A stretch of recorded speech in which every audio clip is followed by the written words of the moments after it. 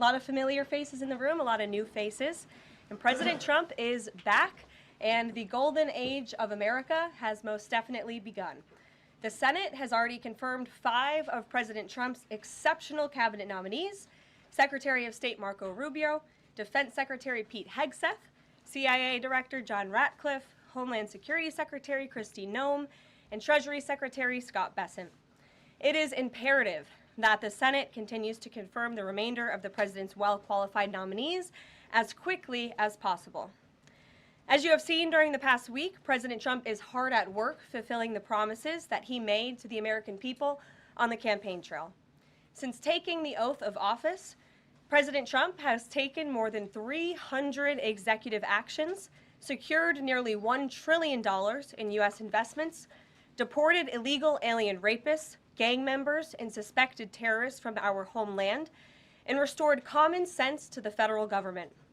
I want to take a moment to go through some of these extraordinary actions. On day 1, President Trump declared a national emergency at our southern border to end the 4-year-long invasion of illegal aliens under the previous administration. Additionally, President Trump signed an executive order to end catch and release and finish construction of his effective border wall. By using every lever of his federal power, President Trump has sent a loud and clear message to the entire world. America will no longer tolerate illegal immigration, and this president expects that every nation on this planet will cooperate with the repatriation of their citizens. As proven by this weekend, when President Trump swiftly directed his team to issue harsh and effective sanctions and tariffs on the Colombian government, upon hearing they were denied a U.S. military aircraft full of their own citizens who were deported by this administration. Within hours, the Colombian government agreed to all of President Trump's demands, proving America is once again respected on the world stage. So, to foreign nationals who are thinking about trying to illegally enter the United States, think again. Under this president, you will be detained and you will be deported. Every day, Americans are safer because of the violent criminals that President Trump's administration is removing from our communities. On January 23rd, ICE New York arrested a Turkish national for entry without inspection who is a known or suspected terrorist. On January 23rd, ICE San Francisco arrested a citizen of Mexico unlawfully present in the United States who has been convicted of continuous sexual abuse of a child aged 14 years or younger.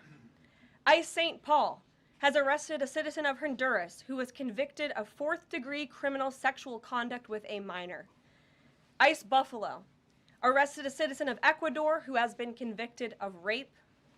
ICE Boston arrested a citizen of the Dominican Republic who has a criminal conviction for 2nd-degree murder.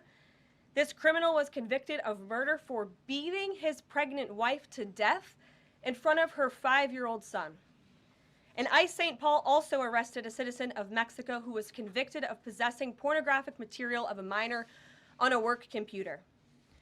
These are the heinous individuals that this administration is removing from American communities every single day, and to the brave state and local law enforcement officers, CBP, and ICE agents who are helping in the facilitation of this deportation operation, President Trump has your back, and he is grateful for your hard work. On the economic front, President Trump took immediate action to lower costs for families who are suffering from 4 long years of the Biden administration's destructive and inflationary policies. President Trump ordered the heads of all executive departments and agencies to help deliver emergency price relief to the American people, untangle our economy from Biden's regulatory constraints, and end the reckless war on American energy. President Trump also signed sweeping executive orders to end the weaponization of government and restore common sense to the federal bureaucracy. He directed all federal agencies to terminate illegal diversity, equity, and inclusion programs to help return America to a merit-based society. President Trump also signed an executive order declaring it is now the policy of the federal government that there are only 2 sexes, male and female. Sanity has been restored. Before I take your questions, I would like to point out to all of you once again have access to the most transparent and accessible president in American history.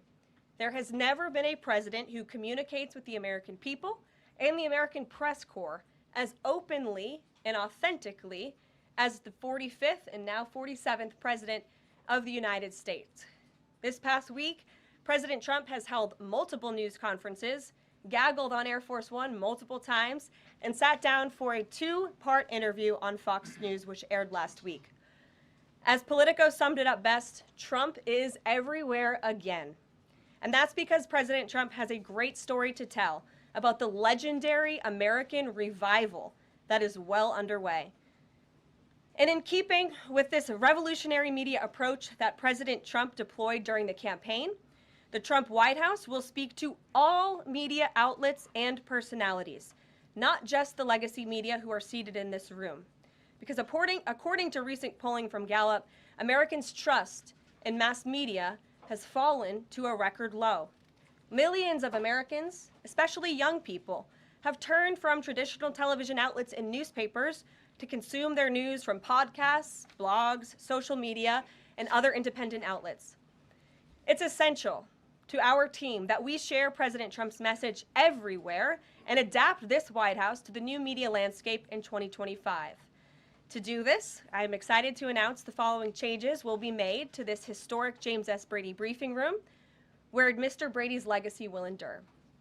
This White House believes strongly in the First Amendment, so it's why our team will work diligently to restore the press passes of the 440 journalists whose passes were wrongly revoked by the previous administration. We're also opening up this briefing room to new media voices who produce news-related content and whose outlet is not already represented by one of the seats in this room. We welcome independent journalists, podcasters, social media influencers, and content creators to apply for credentials to cover this White House. And you can apply now on our new website, whitehouse.gov/new media. Starting today, this seat in the front of the room, which is usually occupied by the press secretary's staff, will be called the new media seat. My team will review the applications and give credentials to new media applicants who meet our criteria and pass United States Secret Service requirements to enter the White House complex. So in light of these announcements, our first questions for today's briefing will go to these new media members whose outlets, despite being some of the most viewed news websites in the country, have not been given seats in this room. And before I turn to questions, I do have news directly from the President of the United States that was just shared with me in the Oval Office. From President Trump directly, an update on the New Jersey drones. After research and study, the drones that were flying over New Jersey in large numbers were authorized to be flown by the FAA for research and various other reasons. Many of these drones were also hobbyists, recreational, and private individuals that enjoy flying drones. In time, it got worse due to curiosity. This was not the enemy. A statement from the President of the United States to start this briefing with some news. And with that, I will turn it over to questions. And we will begin with our new media members, Mike Allen from Axios, Matt Boyle from Breitbart. Mike, why don't you go ahead? Thank you very much. Karoline, does the President see anything fishy about DeepSeek, either its origins or its cost? And could China's ability to make these models quicker, cheaper, affect our thinking about expanding generation data centers, chip manufacturing? Sure. The President was asked about DeepSeek last night on Air Force One when he gaggled for, I think, the third or fourth time throughout the weekend with members of the traveling press corps. The President said that he believes that this is a wake-up call to the American AI industry. The last administration sat on their hands and allowed China to rapidly develop this AI program. And so President Trump believes in restoring American AI dominance. And that's why he took very strong executive action this past week to sign executive orders to roll back some of the onerous regulations on the AI industry. And President Trump has also proudly appointed the first AI and crypto czar at this White House, David Sachs, whom I spoke with yesterday, very knowledgeable on this subject, and his team is here working every single day to ensure American AI dominance. As for the national security implications, I spoke with NSC this morning. They are looking into what those may be, and when I have an update, I will share it with you, Mike. Caroline, you say restore U.S. dominance. Is there a fear that the U.S. either is falling or has fallen behind? And how would the president make sure the U.S. stays ahead? No, the president is confident that we will restore American dominance in AI. Yeah, so Caroline, first off, thank you to you and President Trump for actually giving voices to new media outlets that represent millions and millions of Americans. The thing I would add, I've got a two-part question for you. The first is just can you expand upon what steps the White House is going to take to bring more voices, not less, which is what our founder Andrew Breitbart believed in, into this room where they rightfully belong? Yeah. Absolutely. And as I said in my opening statement, Matt, it is a priority of this White House to honor the First Amendment. And it is a fact that Americans are consuming their news media from very and opening up this room to new media voices to share the president's message with as many Americans as possible. In doing so, number one, we will ensure that outlets like yours, Axios and Breitbart, which are widely respected and viewed outlets, have an actual seat in this room every day. Pastor, if you are producing legitimate news content to this White House. And as I said earlier, our new media website is whitehouse.gov/new media. And so we encourage people to apply. Again, as long as you are creating news-related content of the day and you're a legitimate independent journalist, you're welcome to cover this White House. And secondly, Caroline, you said you laid out several of the actions that President Trump has taken. Obviously, it's a stark contrast to the previous administration, a breakneck speed from President Trump. Can we expect that pace to continue as the first 100 days moves along here and beyond that? Absolutely. There's no doubt President Trump has always been the hardest working man in politics. I think that's been proven over the past week. This president has again signed more than 300 executive orders. He's taken historic action. I gaggled aboard Air Force One to mark the first 100 days of this administration, 4 p.m. last Friday, or first 100 hours rather. And this president did more in the first 100 hours than the previous president did in the first 100 days. So President Trump, I think you can all expect for him to continue to work at this breakneck speed. When you're up here in this briefing room speaking to the American public, do you view yourself and your role as advocating on behalf of the president or providing the unvarnished truth that is, not to lie, not to obfuscate to the American people? I commit to telling the truth from this podium every single day.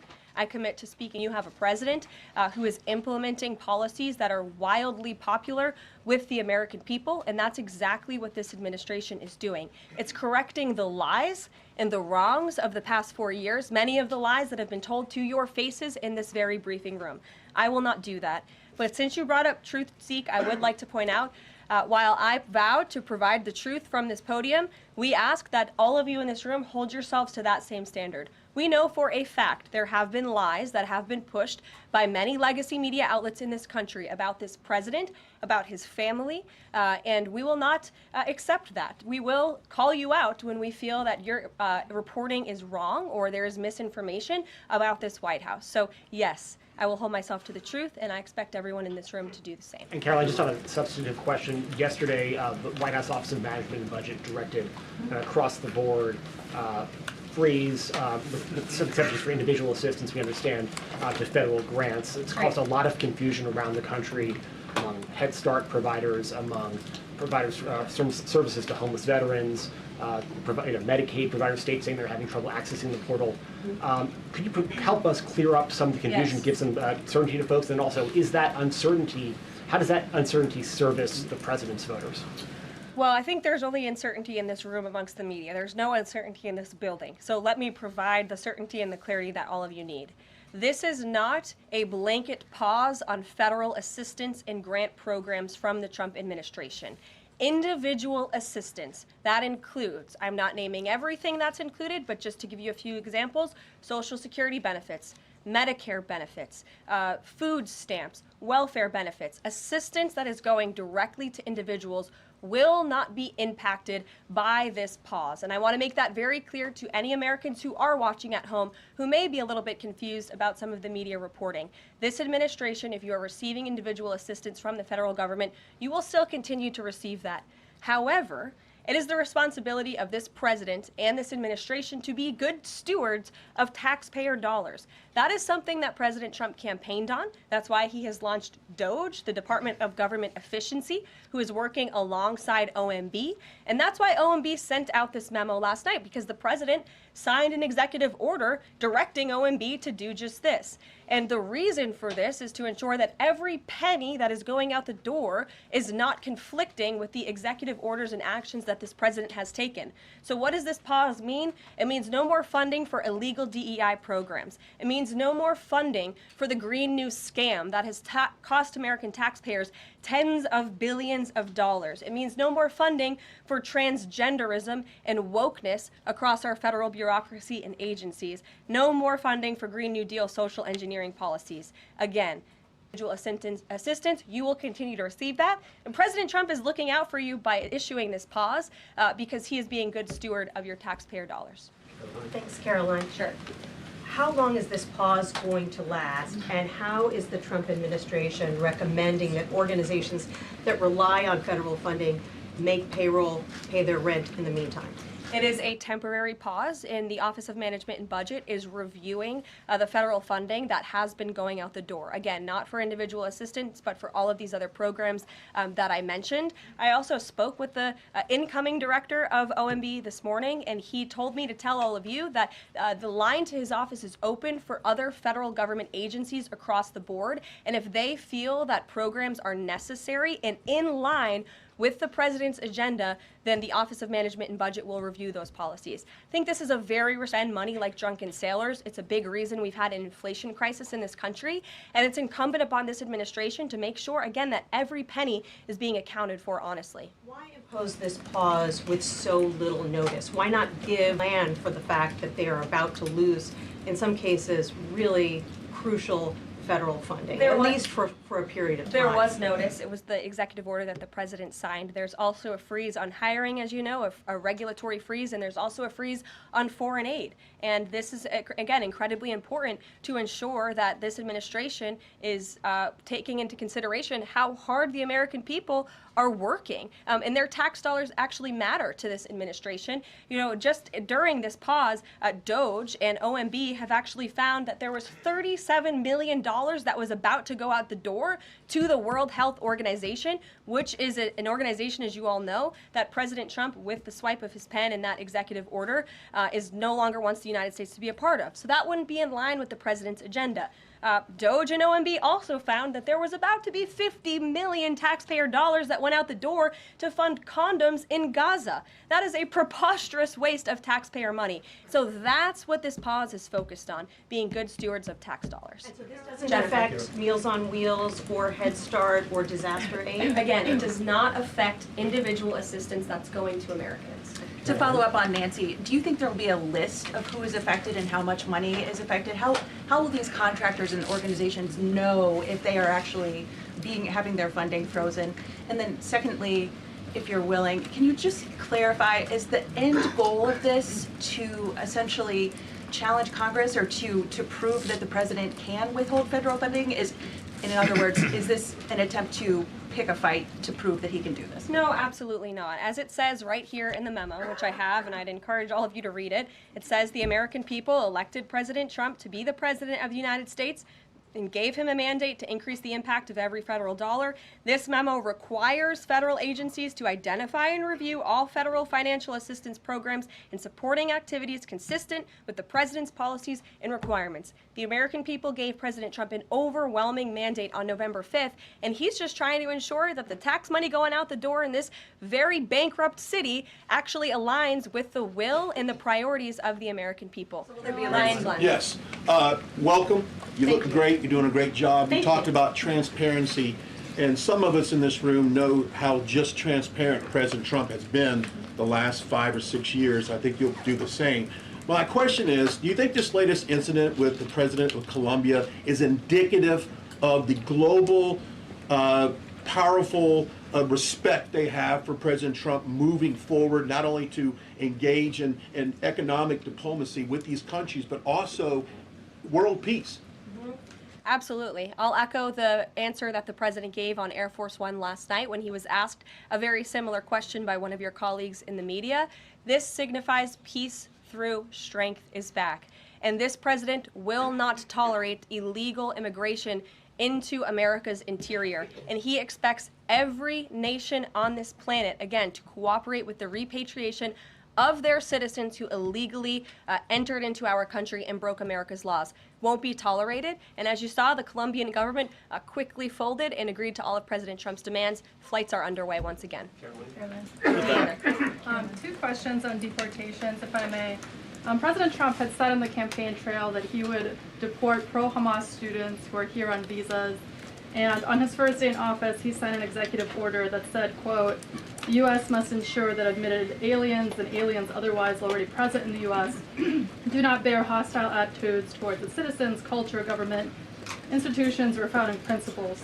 So should we take this executive order as Trump saying he would be open to deporting those students who are here on visas but, hold pro-Hamas sympathies? The president is open to deporting individuals who have broken our nation's immigration laws. So if they are here illegally, then certainly he is open to deporting them. And that's what this administration is hard at work at doing. We receive data from DHS and from ICE every single day. From what we hear on the ground, ICE agents are feeling incredibly empowered right now because they actually have a leader in this building who is supporting them in doing their jobs that they were hired to do, which is to detain, arrest, and deport illegal criminals who have invaded our nation's borders over the past 4 years. That's what the president is committed to seeing. Peter. Just following up on the question on immigration first. President Trump, during the course of the campaign in 2024, said the following about illegal immigration. He said, they're going back home where they belong, and we start with the criminals. There are many, many criminals. NBC News has learned that ICE arrested 1,179 undocumented immigrants on Sunday, but nearly half of them, 566 of the migrants, appear to have no prior criminal record besides entering the country illegally. Is the president still focused exclusively, which is a civil, it's not criminal? It's a federal crime. So I'm asking though, he said he was going to focus on those violent offenders first. So is violent offenders no longer the predicate for these people to be deported? The president has said countless times on the campaign trail, I've been with him at the rallies, I know you've been there covering them too, Peter, that he is focused on launching the largest mass deportation operation in American history of illegal criminals. And if you are an individual, a foreign national, who illegally enters the United States of America, you are, by definition, a criminal. And so therefore, you are subject to deportation. I apologize for interrupting. So to be clear, it's not violent criminals do not receive precedence in terms of the deportations taking place. The president has also said two things can be true at the same time. We want to deport illegal criminals, illegal immigrants from this country, but the president has said that, of course, the illegal criminal drug dealers, the rapists, the murderers, the individuals who have committed heinous acts on the interior of our country and who have terrorized law-abiding American citizens, absolutely, those should be the priority of ICE, but that doesn't mean that the other illegal criminals who entered our nation's borders are off the table. Understood. Then let me ask you a separate question about the confusion that still exists across the country right now as it relates to the freeze or the pause as it's described. President Trump, of course, ran one of the key policy items was that he was going to lower prices, lower the cost of everything from groceries, as he often said. But in many of the cases, it would seem that some of these moves could raise prices for real Americans on everything from low-income heating, that program, child care programs. Will nothing that the president's doing here in terms of the freeze in these programs raise prices on ordinary Americans? What particular actions are you referring to that would... I'm referring to LHEAP right now. That's the low-income heating program, for example. We can talk about, there's no clarity, so I could refer to a lot of them. We don't know what they are specifically. Can you tell us that LHEAP is not one of those affected? So you're asking a hypothetical based on programs that you can't even identify. No, I just identified. What I can tell you just to be is clear, since you guys haven't identified, let's do it together just for Americans at home. Medicaid, is that affected?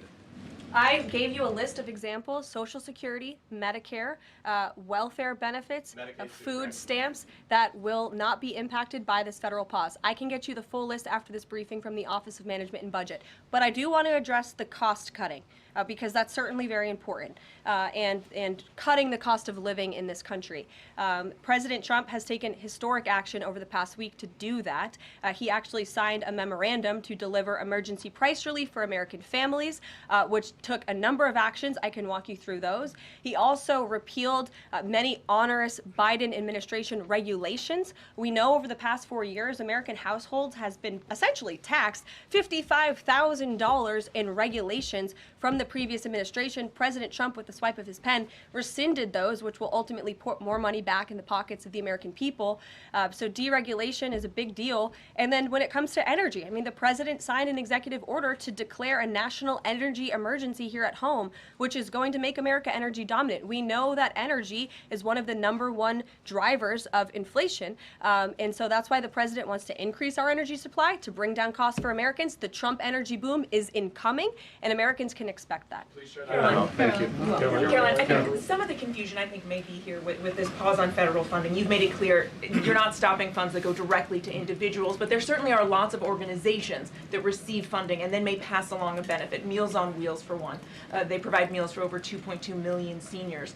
What is the president's message to Americans out there, many of whom supported him and voted for him, who are concerned that this is going to impact them directly, even if, as you said, the funding isn't coming directly to their wallet? I have now been asked and answered this question 4 times. To individuals at home who receive direct assistance from the federal government, you will not be impacted by this federal freeze. In fact, OMB just sent out a memo to Capitol Hill with Q&A to clarify some of the questions and the answers that all of you are asking me right now.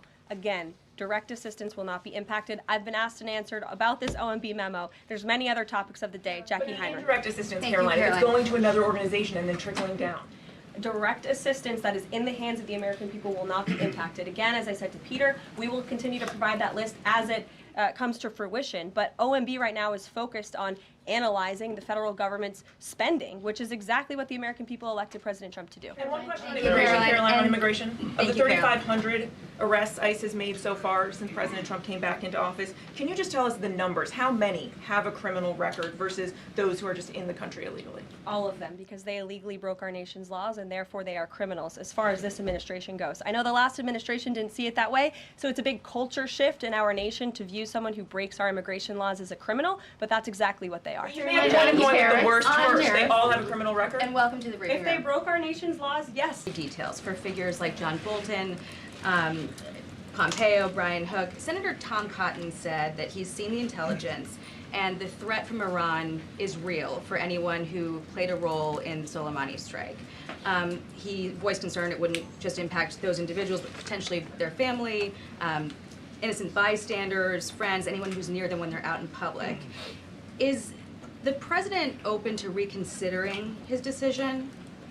The president was asked and answered this yesterday, and he was firm in his decision despite some of the comments that you had referenced. And he's made it very clear that he does not believe American taxpayers should fund security details for individuals who have served in the government for the rest of their lives. And there's nothing stopping these individuals that you mentioned from obtaining private security. That's where the president stands on it. I have no updates on that. Is there any concern that this decision might jeopardize the administration's ability to hire the best advisors for these kinds of positions in the future? No, in fact, I've talked to the Presidential Personnel Office, who has told me directly that there is such an influx of resumes for this administration that it's incredibly overwhelming. There is no lack of talent for the Trump administration. Reagan, would he take any responsibility if anything happened to these people? Would he feel at all that his decision was a factor in that? The president was asked and answered this yesterday. I defer you to his comments. Caroline. Reagan, since you're in the back row, I hear you. The back row hasn't gotten much attention in the last 4 years, so I'm happy to answer your question. And I can project. Does the president intend to permanently cut off funding to NGOs that are bringing illegal foreign nationals to the country, such as Catholic charities? I am actually quite certain that the president signed an executive order that did just that, and I can point you to that. More, Caroline, President Trump issued an executive order on increased vetting for refugees in visa applications. Part of that order was considering an outright ban for countries that have deficient screening processes.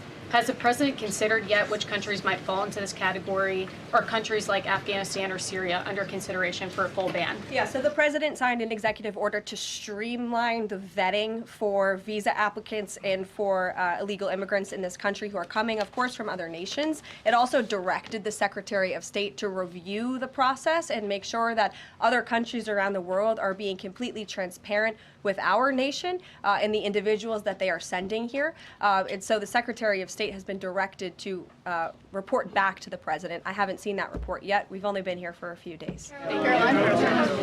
One, on the freeze in federal funding, who advised the president on the legality of telling government agencies that they don't have to spend money that was already appropriated by Congress? Well, as the OMB memo states, this is certainly within the confines of the law. So White House counsel's office believes that this is within the president's power to do it, and therefore he's doing it. Okay, so they disagree with lawmakers who say that they don't have the power to freeze this funding. Again, I would point you to the language in the memo that clearly states this is within the law. And on what happened on Friday night, the administration fired several inspectors general without giving Congress the 30-day legally required notification that they were being fired. I think only 2 were left at DHS and the DOJ.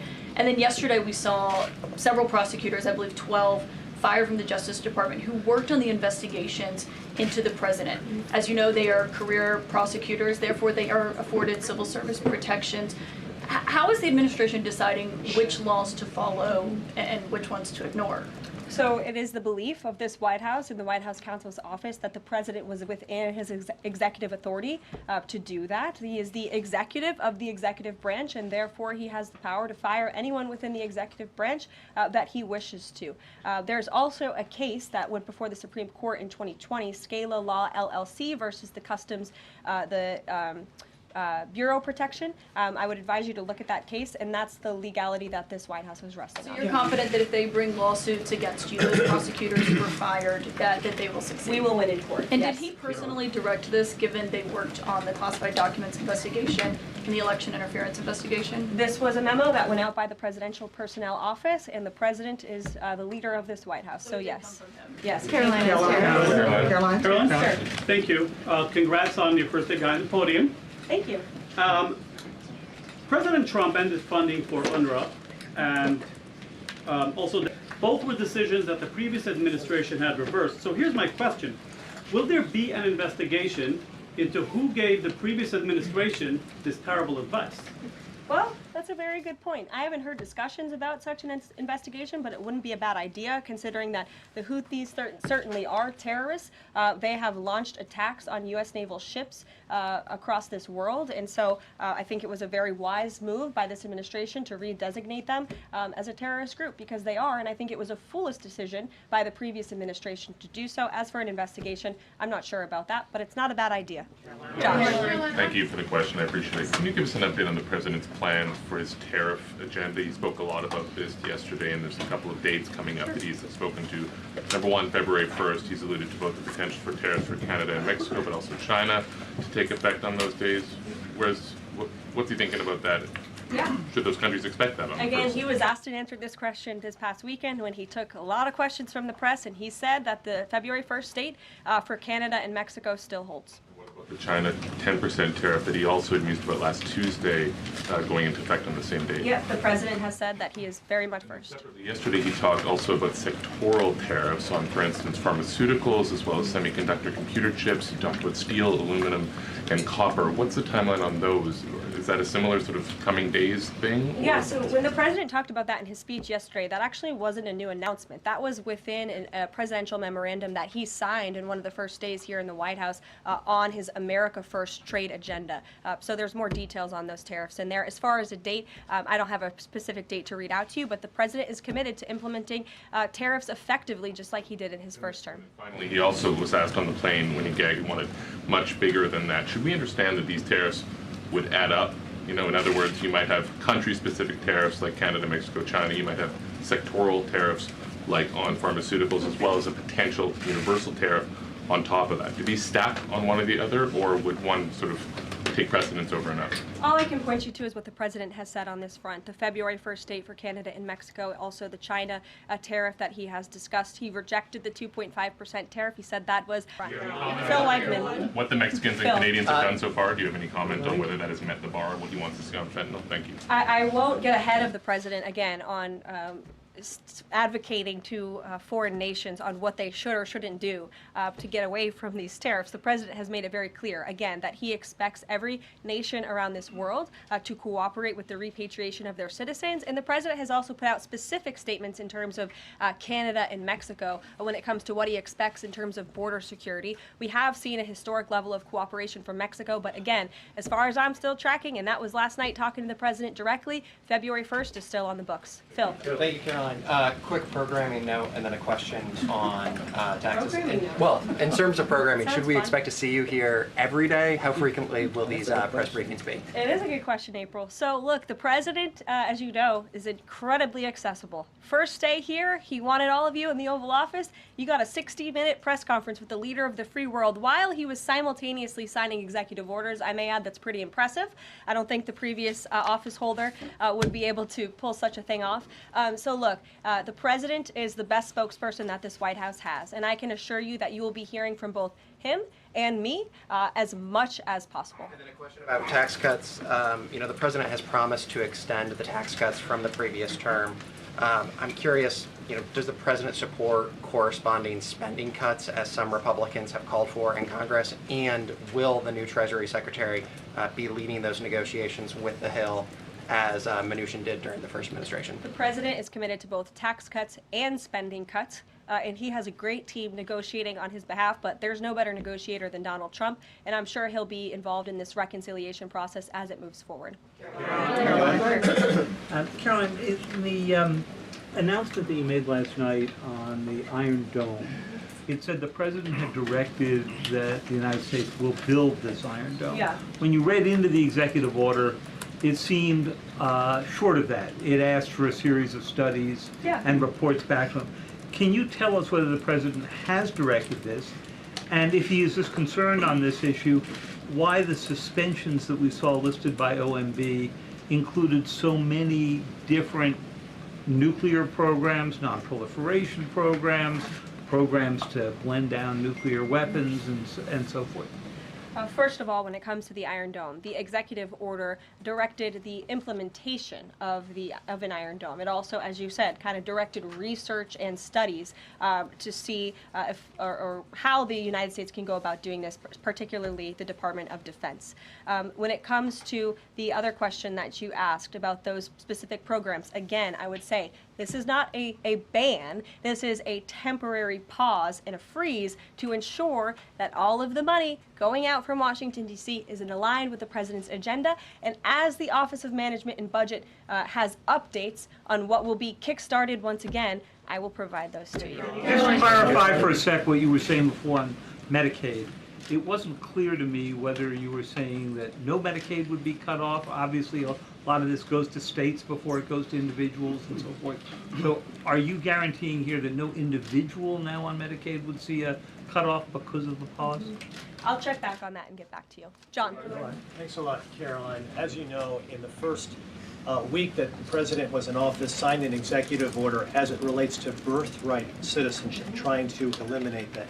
Now, 22 state attorney generals have said that this is unconstitutional. A federal judge, their argument, what's the administration's argument for doing away with birthright citizenship?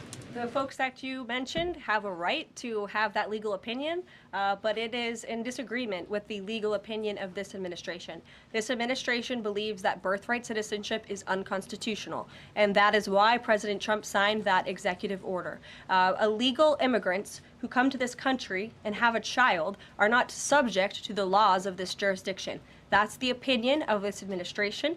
We have already appealed the lawsuit that was filed against this administration, and we are prepared to fight this all the way to the Supreme Court if we have to, because President Trump believes that this is a necessary step to secure our nation's borders and protect our homeland. On foreign policy, Caroline, on foreign policy, if I may, the president's commitment to the NATO Defense Alliance Is it as strong as the prior administration? Is it the same as when he served as president in his first term in office? As long as NATO pays their fair share, and President Trump has called on NATO allies to increase their defense spending to 5%. You actually saw the head of NATO at Davos last week on Bloomberg television saying that President Trump is right, and if Europe wants to keep itself safe, they should increase their defense spending. I would just add that there was no greater ally to our European allies than President Trump in his first term. The world for all nations in Europe, and of course here at home, was much safer because of President Trump's peace through strength diplomatic approach. Monica. Thank you, Caroline, and it's great to finally be called on as well in the briefing room. I appreciate that. You're welcome. Of course, we know President Trump just got back from North Carolina and California meeting with victims of natural disasters. There's the 2-year anniversary of the East Palestine, Ohio toxic train derailment. Does the president have any plans to go visit the victims of that toxic spill, or just visit in general? No plans that I can read out for you here. If that changes, I will certainly keep you posted. What I can tell you is that President Trump still talks about his visit to East Palestine, Ohio. That was one of the turning points, I would say, in the previous election campaign, where Americans were reminded that President Trump is a man of the people, and he, as a candidate, visited that town that was just derailed by the train derailment, no pun intended, and he offered support and hope. Just like I saw the president do this past week, it was a purposeful decision by this president on his first domestic trip to go to North Carolina and to California to visit with Americans who were impacted by Hurricane Helene and also by the deadly fires. A red state and a blue state, both of which feel forgotten by the previous administration and the federal government. That is now ended under President Trump. He will continue to put Americans first, whether they're in East Palestine, in Pacific Palisades, or in North Carolina. Thank you, Caroline. On California, could you please clarify what the military did with the water last night as referenced in the president's Truth Social post? The water has been turned back on in California, and this comes just days after President Trump visited Pacific Palisades, and as you all saw, applied tremendous pressure on state and local officials in Pacific Palisades, including Los Angeles Mayor Karen Bass, to turn on the water and to direct that water to places in the south and in the middle of the state that have been incredibly dry, which has led to the expansion, the rapid expansion of these fires. So could you clarify what the military's role was, where the water came from, and how it got there? Again, the Army Corps of Engineers has been on the ground in California to respond to the devastation from these wildfires, and I would point out that just days after President Trump visited the devastation from these fires, the water was turned on. That is because of the pressure campaign he put on state and local officials there who clearly lack all common sense. And I will never forget being at that roundtable with the president last week and hearing the frustration in the voices of Pacific Palisades residents who feel as though their government has just gone insane. Before President Trump showed up on the scene, Karen Bass was telling private property owners that they would have to wait 18 months. So this administration, the president and his team that's on the ground in California, Rick Grinnell, who he has designated to oversee this great crisis, it will continue to put pressure on Karen Bass and state and local officials to allow residents to access their properties. This is a huge part of it. These residents want to take part in their own clearing out of their properties. They should be able to do that. It's the United States of America. What happened to our freedom? Clearly it's gone in California, but not anymore under President Trump. Caroline. April. Caroline, welcome to the briefing room. Thank you. Several questions, one on the pause. Will minority-serving institutions, preferably colleges and universities, have those monies held back temporarily at this moment? Again, I have not seen the entire list because this memo was just sent out. So I will provide you all with updates as we receive them, okay? Secondly, when it comes to immigration, there is this southern border focus. What happens to the Homeland Security Department that said overstays of visas were 3 times more than usual? Will there be a focus on the overstays for visas as well? If an individual is overstaying their visa, they are therefore an illegal immigrant residing in this country and they are subject to deportation. And also yes. Lastly, as we're dealing with anti-DEI, anti-woke efforts, we understand this administration is thinking about celebrating Black History Month. Have you got any word on that? Anything that you can offer to us? As far as I know, this White House certainly still intends American history and the contributions that all Americans, regardless of race, religion, or creed, have made to our great country, and America is back. Christian Dayton. Thanks, Caroline. Just real quick, you mentioned the inflation executive order the president signed, but egg prices have skyrocketed since President Trump took office. So what specifically is he doing to lower those costs for Americans? Really glad you brought this up, because there is a lot of reporting out there that is putting the onus on this White House for the increased cost of eggs. I would like to point out to each and every one of you that in 2024, when Joe Biden was in the Oval Office, or upstairs in the residence sleeping, I'm not so sure, egg prices increased 65% in this country. We also have seen the cost of everything, not just eggs. Bacon, groceries, gasoline have increased because of the inflationary policies of the last administration. As far as the egg shortage, what's also contributing to that is that the Biden administration in the Department of Agriculture directed the mass killing of more than 100 million chickens, which has led to a lack of chicken supply in this country, therefore a lack of egg supply, which is leading to the shortage. So I will leave you with this point.